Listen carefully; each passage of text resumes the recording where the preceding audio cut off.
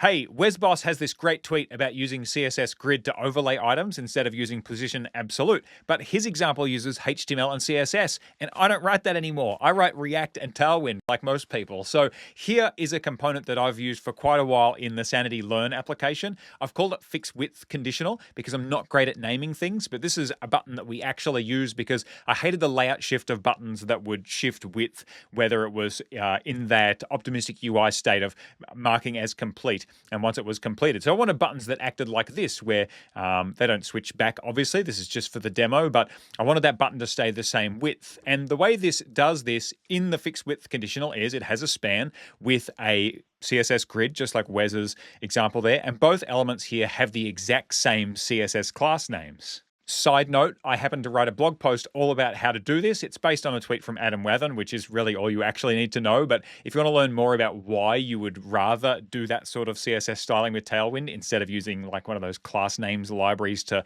use logic to inject classes, this way I think it's much cleaner to set the variability on the state of the element itself and have the class names determined off of that.